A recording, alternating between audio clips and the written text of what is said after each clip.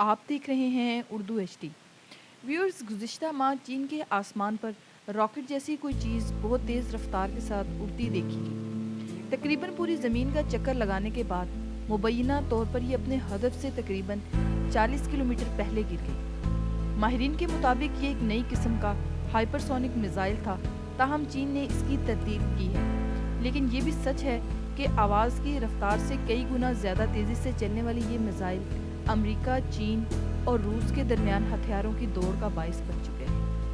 آئیے اس بات کی تحقیق کرتے ہیں کہ ہائپرسونک میزائل کیا ہیں اور وہ ہمارے لیے کیوں باعث تشویش ہو سکتے ہیں۔ ہمارے ساتھ ڈاکٹر گسٹاؤ گریسل آسٹریلیا کی وزارت دفاع میں کام کر چکے ہیں اور اس وقت یورپی کونسل برائے خارجی امور میں سینئر پالیسی فیلو ہیں۔ ان کا کہنا ہے کہ جنگ کی تاریخ اتنی ہی پرانی ہے جتنی کہ ہوا میں چیزیں پھینک کر حملہ کرنا۔ پہلے زمانے میں پتھر یا لوہے کے گولے پھینکنے کے لیے بڑی گلیل اور توپ جیسے ہتھیار ہوتے تھے۔ وہ کہتے ہیں کہ انجن لگا کر چیزوں کو زیادہ طاقت کے ساتھ دور تک پھینکنے کے قابل ہونے کے احساس نے میزائل ٹیکنالوجی کو جنم دیا۔ اس تکنیک کو سن 1930 کی دہائی میں جرمنی نے مزید بہتر کیا۔ گریسل کا کہنا ہے کہ راکٹ یا میزائل ٹیکنالوجی کی ترقی جرمنی کی ریشر فورج کے دور میں ہوئی تھی۔ جرمنی نیا ہتھیار بنانا چاہتا تھا، اس لیے اس نے سینکڑوں سائنسدانوں کو اکٹھا کیا اور اس ٹیکنالوجی سے وابستہ انجینئرنگ کی زیادہ تر رکاوٹیں دور کر دی۔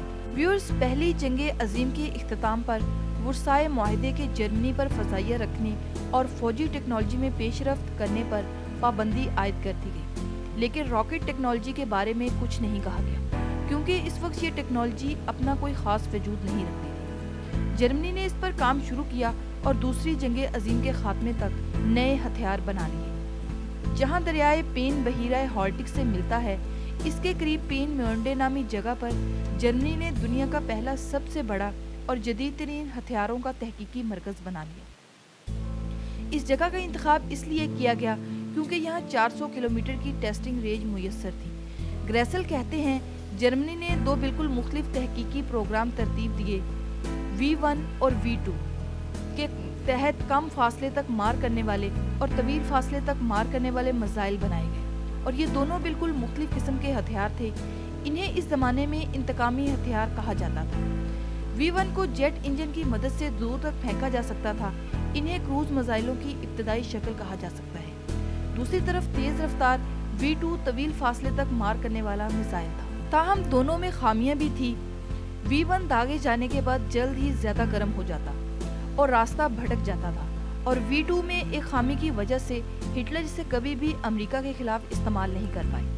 گریسل کا کہنا ہے کہ اس کو ٹیکنالوجی میں خامی تھی، اگر رینج بڑھائی جاتی تو ٹیکنالوجی اس کا ساتھ نہیں دیتی تھی اور ہدف سے بھٹکنے کا خطرہ رہتا تھا۔ نیو یارک پر حملے کے لیے میزائل کا سائز بڑھانا پڑتا اور یہ بھی طے نہیں تھا کہ یہ ہدف کو نشانہ بنانے کے قابل ہوگا۔ درست نشانہ لگانے کے بارے میں یہ جرمنی کی توقعات پر پورا نہیں اترا۔ جنگ کے دوران جرمنی نے لندن، اینٹروپ اور پیرس پر میزائل حملے کیے، لیکن اس سے جنگ کا رخ نہیں بدلا۔ بعد میں ان منصوبوں میں کام کرنے والے سائنسدان ہتھیاروں کی تحقیق اور خلائی مشن پر کام کرنے کے لیے امریکہ اور سوویت یونین گئے۔ دونوں ممالک نے اپنی فوج کی طاقت بڑھانے کے لیے میزائل ٹیکنالوجی کو بہتر بنانے کے لیے کام کیا۔ ویورز، سادہ الفاظ میں کہیں تو جرمنی کے یہ دو ہتھیار آج کے کروز اور بلسٹک میزائل ہیں۔ کروز میزائل زمین کی سطح کے قریب سے پرواز کرتے ہیں اور کم فاصلے تک مار کرتے ہیں، جبکہ بلسٹک میزائل فضا سے باہر نکل کر ہزاروں کلومیٹر دور ہدف کو نشانہ بنا سکتے ہیں۔ Doctor Laura Greco Massachusetts institute of technology میں ریسرچ فیلو ہیں۔ وہ کہتی ہیں کہ ہدف کو درست طریقے سے نشانہ بنانے اور دشمن سے چھیننے کے لیے میزائل کے لیے ضروری ہے کہ وہ ہوا میں اپنی حرکت کو کنٹرول کریں۔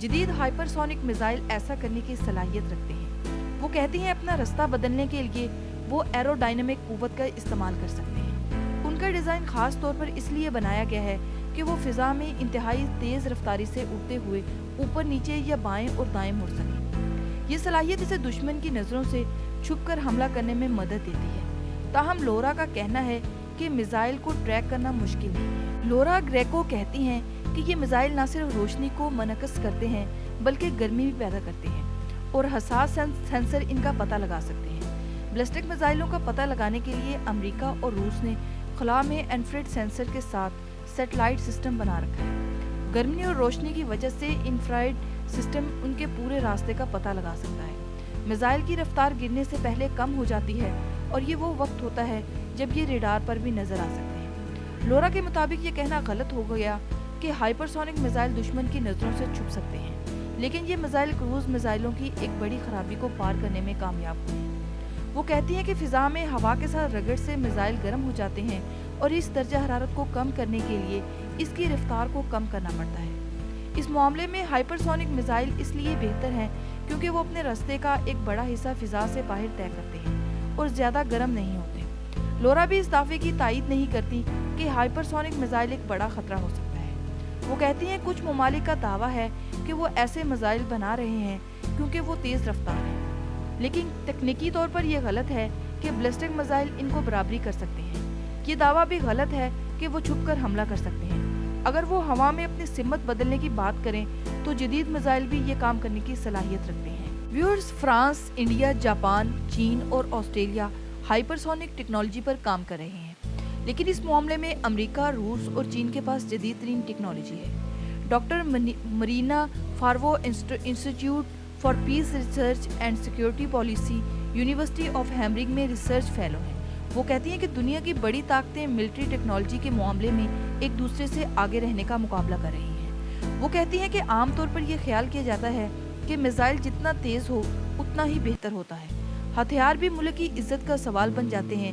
ऐसा नहीं है कि ये ममालिक बेहतर हथियार इसलिए बना रहे हैं कि वो इन्हें इस्तेमाल करना चाहते हैं, बल्कि वो दुनिया को दिखाना चाहते हैं कि वो जदीद हथियार बना सकते। मतलब ये कि चीन का हालिया हाइपरसोनिक मिसाइल का तजर्बा ये दिखाने की कोशिश है कि वो टेक्नोलॉजी के मामले में अमेरिका के बराबर है। डॉक्टर मरीना कहती हैं, अमेरिका कहता रहा है कि मुस्तकबिल में मुमकिना खतरात को कम करने और ज़रूरत पड़ने पर जवाबी कार्रवाई करने के लिए वो हाइपरसोनिक टेक्नोलॉजी पर काम कर रहा है। बहुत से रहनुमाओं को यकीन है कि रूस और चीन इस तरह के हथियार बना रहे हैं, इसलिए अमेरिका को भी ऐसा करने की ज़रूरत है। अगर देखा जाए तो असला की दौड़ ऐसी है कि जो टेक्नोलॉजी एक मुल्क ने बनाई है, दूसरा वही इससे बेहतर करने की कोशिश करता है। हाइपरसोनिक टेक्नोलॉजी पर अमेरिका के काम करने की एक बड़ी वजह यह है कि रूस और चीन में इस पर काम हो। व्यूअर्स, सर्द जंग के दौरान अमेरिका और सोवियत यूनियन ने एटमी हथियार बनाए, लेकिन इन्हें एक दूसरे के खिलाफ इस्तेमाल नहीं किया। माहिरीन का कहना है कि ऐसे हथियार इस्तेमाल करने वालों को इसके नताइज भुगतना पड़ते हैं। बाहमी नुकसान का ये असूल ममालिक को एक दूसरे पर हमला करने से रोकता है और तवाज़ुन बरकरार रखता है। यही वजह है कि रूस और चीन हाइपरसोनिक टेक्नोलॉजी बनाने पर लगे हुए हैं। इन्हें खदशा है कि जंगी सूरत हाल पैदा होने पर रवायती मिसाइल हमलों को नाकाम बनाने में अमेरिका दिफाई निज़ाम इनसे बेहतर है। वो कहती हैं, चीन के पास हाइपरसोनिक हथियार होने से इनकार नहीं, वो पहले भी इस बारे में दुनिया को बताता रहा है। ताहम इनका कहना है कि ये कदरे अजीब है क्योंकि ममालिक के लिए अपनी फौजी ताकत में इजाफा करना कोई नई बात नहीं है। हर मुल्क हाइपरसोनिक हथियार चाहता है और यही हथियारों की दौड़ की वजह है। लेकिन क्या ये दौड़ दुनिया को एक खतरनाक जगह बना रही है? हमारे साथ रहिएगा जानने के लिए। आज की वीडियो बस यहीं तक थी। उम्मीद है आपको हमारी आज की वीडियो पसंद आई होगी। वीडियो को लाइक और शेयर करें और चैनल को सब्सक्राइब करें। अपनी राय का इजहार कमेंट सेक्शन में करते रहें। Thank you for watching this video.